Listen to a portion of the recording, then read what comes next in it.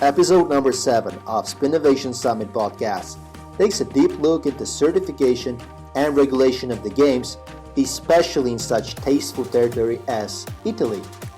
Gianluca Scassa, Business Development Manager at iTech Labs, a well-known industry certification and advisory house, gives us a perfect overview of local market conditions in Italy, as well as shares a few very important points on why you should approach especially iTech Labs if you want to certify your RNG quickly and efficiently.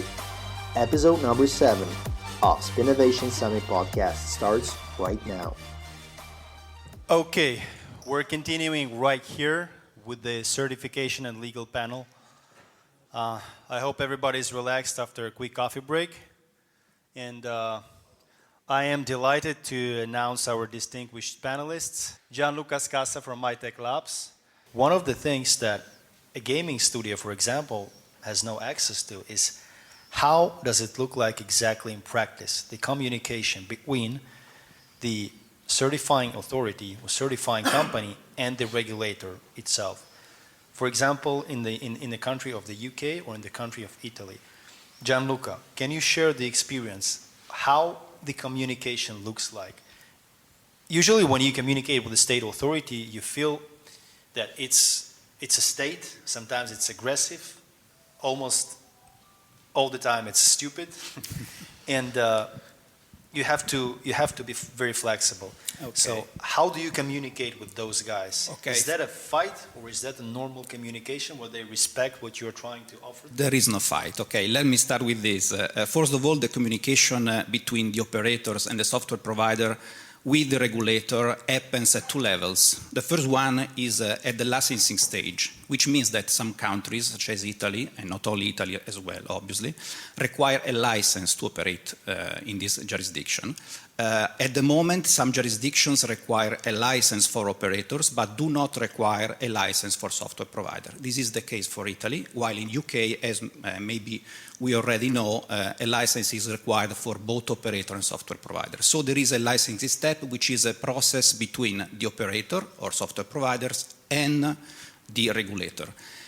The last step, which is the second one in my explanation, is happening at the end of the certification process, because in Italy as well, but not only in Italy, the operator has to communicate through various means, mostly electronically, the completion of the certification process. Between the licensing and the completion of the certification process, all the communication happens between the operator/software provider and the testing lab.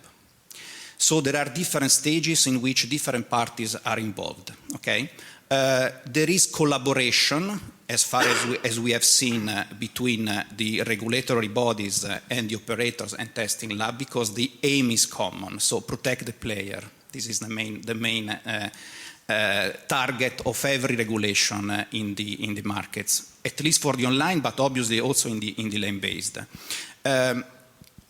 I would like to give my take also on the common regulation, or common set of rules in the European Union, because I see it relatively in a positive way for this reason. First of all, last month the European Council requested the European Commission to start thinking about an action plan for the functioning of the unified market, including the online.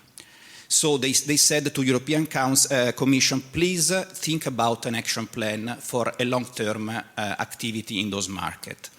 The other point is that at the moment, for a new operator or software provider or studio that wants to address jurisdictions that are regulated, there are already some degree of uniformity in the regulation.